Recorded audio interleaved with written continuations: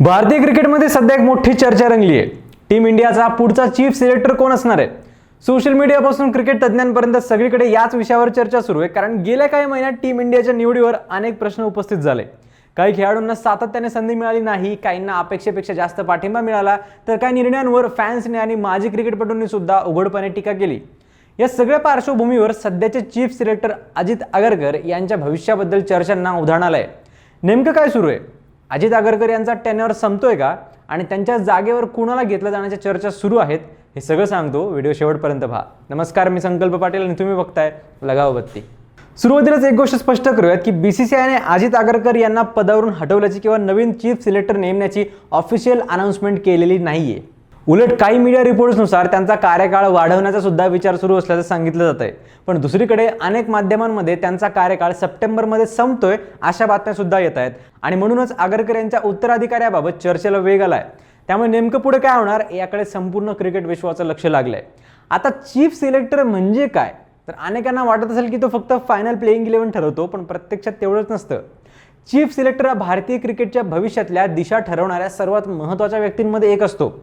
कोणत्या प्लेयरला टीममध्ये संधी द्यायची, कोणाला विश्रांती द्यायची, कोणाला इंडिया ए मधून वर आणायचं आणि डोमेस्टिक क्रिकेटमध्ये सातत्याने चांगली कामगिरी करणाऱ्या प्लेयर्सवर लक्ष ठेवायचं, वर्ल्ड कप किंवा मोठ्या स्पर्धांसाठी लॉंग टर्म प्लॅनिंग करायची, कॅप्टन आणि मुख्य प्रशिक्षकांसोबत चर्चा करून संघाचा रोडमॅप तयार करायचा, या सगळ्या जबाबदाऱ्या निवड समितीच्या प्रमुखावर असतात.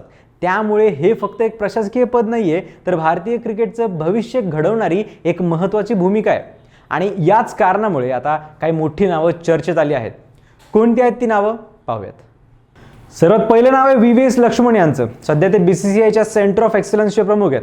मागच्या काही वर्षात त्यांनी इंडिया ए, अंडर-19 आणि इमर्जिंग प्लेयर्स सोबत खूप जवळून काम केलंय. अनेक तरुण खेळाडूंना इंटरनॅशनल क्रिकेटसाठी तयार करण्यात त्यांचा मोठा वाटा मानला जातो. भारतीय क्रिकेटची संपूर्ण ग्रासरूट सिस्टीम त्यांना जवळून माहिती आहे. त्यामुळे भविष्यातल्या संघ उभारणीसाठी ते सर्वात मजबूत दावेदार मानले जात आहेत. दुसरं नाव आहे रवी शास्त्री. टीम इंडियाचे माजी मुख्य प्रशिक्षक म्हणून त्यांनी अनेक मोठ्या मालिकांमध्ये भारतीय संघाचं नेतृत्व केले. विराट कोहलीसोबत त्यांनी परदेशात ऐतिहासिक विजय मिळवले. त्यांचा कोचिंग टेन्युअर भारतीय टेस्टसाठी एक सुवर्ण काळ मानला जातो. टीम मॅनेजमेंट, खेळाडूंची मानसिकता, मोठ्या स्पर्धांचं प्लॅनिंग आणि प्रेशर खाली निर्णय घेण्याचा त्यांचा अनुभव प्रचंड मोठा आहे. त्यामुळे चीफ सिलेक्टर पदासाठी त्यांचं नाव चर्चेत असणं सरप्राइझिंग नाहीये. तिसरं नाव आहे वीरेंद्र सहवाग. मैदानावर जितका आक्रमक तितकाच स्पष्ट वक्ता अशी त्याची ओळख आहे. कोणताही विषय असो, सहवाग आपलं मत स्पष्टपणे मांडतो. यापूर्वी तो टीम इंडियाच्या मुख्य प्रशिक्षक पदाच्या रेसमध्ये सुद्धा होता.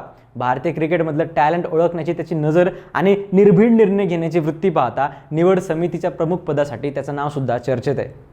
चौथं नाव म्हणजे Yuvraj Singh. 2007चा T20 world cup आणि 2011चा वन डे वर्ल्ड कप या दोन्ही ऐतिहासिक स्पर्धांमध्ये युवराजने भारताला विजेतेपद मिळवून देण्यात मोलाची भूमिका बजावली होती.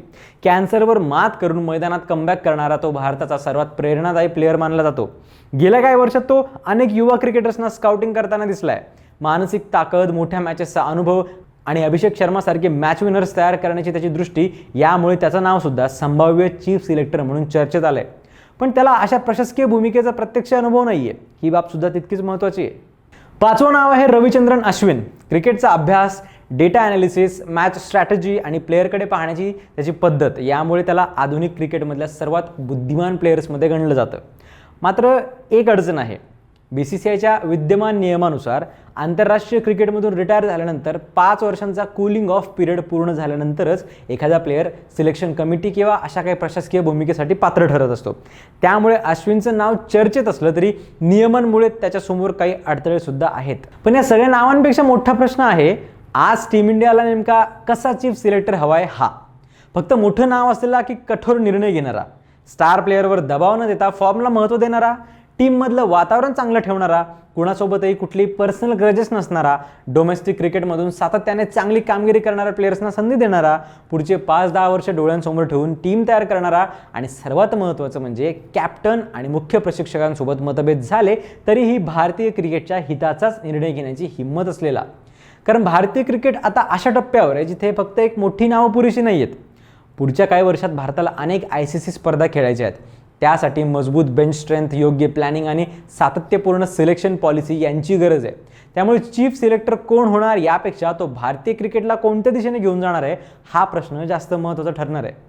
आता पाहायचं इतकंच आहे की BCCI अजित आगरकर यांच्यावरच विश्वास कायम ठेवते की भारतीय क्रिकेटला नवा चीफ सिलेक्टर मिळतो आणि जर बदल झाला तर या 5 दिग्गजांपैकी कोणालाही मोठी जबाबदारी मिळते. तुमच्या मते टीम इंडियाचा पुढचा चीफ सिलेक्टर कोण असायला हवा?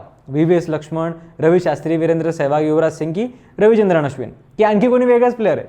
तुमचं मत कमेंट्समध्ये नक्की सांगा आणि अशाच क्रिकेट अपडेट्ससाठी फॉलो करा लगावबत्ती.